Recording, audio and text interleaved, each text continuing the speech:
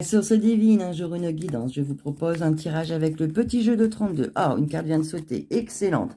Soit on parle d'une jeune fille blonde ou on parle de cadeau. Cadeau de la vie. Belle surprise. Sortie. C'est sympa. Allez, on y va. Oups. Retardé. Il y a des petits retards sur cette sortie. Si ça évoque à quelqu'un, je le dis. Allez, on y va. Donc, tirage 32. Événement assez rapide avec le tirage 32. Hein. Hop. Je coupe. J'étale. Et voici l'état et les propositions sur lesquelles vous allez devoir poser votre choix. Pour position numéro 1, je tire 5 cartes à chaque fois par tas. Position numéro 2.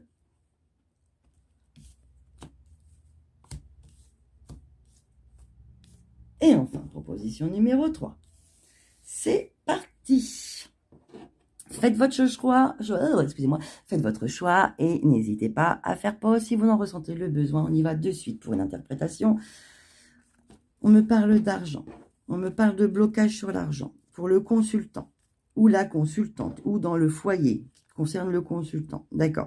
Alors là, on me dit qu'il y avait, comment dire, il y a le consultant qui est mêlé, mais il y a également soit un meilleur ami ou soit le fils, votre fils. Hein. Il y a des projets entre votre époux, votre conjoint et le fils ou un meilleur ami. Ces projets sont beaux. On me dit que le seul souci, c'est que là, le problème est financier. Il y a des blocages financiers. Il y a des blocages financiers sur ces projets. Alors, on va retirer une carte, on va recouvrir un petit peu le blocage. Voilà, bon, écoutez, le blocage, il n'est pas... Voilà. Il va se débloquer, c'est juste que l'argent pour investir dans ces projets qui sont vraiment entre un fils et un père ou entre un père et son meilleur ami, vous consultant, c'est peut-être que la somme investie sera peut-être un peu moindre, mais ça va aller, c'est juste des blocages. On y va pour ceux qui ont fait le choix numéro 2. On a une fatalité de façon sûre, une trahison, un problème, des nouvelles par mail, d'un problème. Alors là, on m'évoque plutôt un problème dans l'ordre, soit avec un étranger, soit d'ordre avec l'étranger, ou soit dans le professionnel.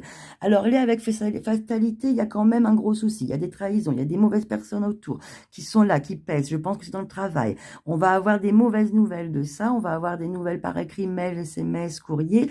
Dans tous les cas, ça rend un peu malade. Je pense que si vous êtes en arrêt de travail, surtout ne pas reprendre. La situation est vraiment catastrophique, une situation très pesante, avec des trahisons, des choses qui ne sont pas normales qui se déroulent aux professionnels. Donc là, on me dit attention, attention. Donc bien sûr, je vais quand même recouvrir un petit peu pour voir un peu l'évolution. Voilà, on me dit que attention aussi à une certaine femme, des femmes hein, dans l'entourage du travail. Hein. Ok, elles mettent des bâtons dans les roues, hein. Elles font tout pour que ça n'aille pas. Bon, à la fin, ça c'est bon. À la fin, c'est bon. On a le 9 de cœur. Mais il y a une période de transition difficile, professionnelle. Si vous êtes en arrêt, n'y retournez pas, c'est même pas la peine. Parce qu'ils vont vous faire crever et finalement, vous avez gain de cause en restant justement en arrêt parce que là, c'est plus possible. Et si vous n'y êtes pas, mettez-vous en arrêt. Il n'y a que comme ça que vous aurez gain de cause. On y va pour ceux qui ont choisi la troisième possibilité. Alors, on a un déplacement qui est peut-être assez, voilà, c'est pas tout près. On a un déplacement pour avoir un face-à-face par rapport à une colère que l'on a, soit avec une jeune fille brune ou soit par rapport à des papiers administratifs. On a une colère, on fait du coup un déplacement, un face-à-face pour régler ce problème. On va voir un peu sur cette colère. C'est vous, consultante, qui êtes en colère. C'est assez rapide, vous apprenez cette colère, elle se fait en fin de journée. Voilà, en fin d'après-midi, en fin de journée, on dirait que vous êtes en colère peut-être par rapport à un enfant, à une fille. Bon, les choses vont se résoudre, mais d'abord, il faut régler tout ça. Il y a quand même un déplacement, un face-à-face, une colère, on doit régler tout ça, soit par rapport à une fille, soit par rapport à des papiers à régler, et finalement, on y arrive, mais la colère est assez rapide. Voilà, je vous remercie de m'avoir écouté.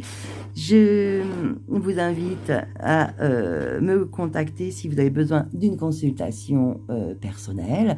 Et bien sûr, je vous souhaite à tous et à toutes une excellente journée, une douce soirée ou journée. Et n'oubliez pas de rayonner votre lumière.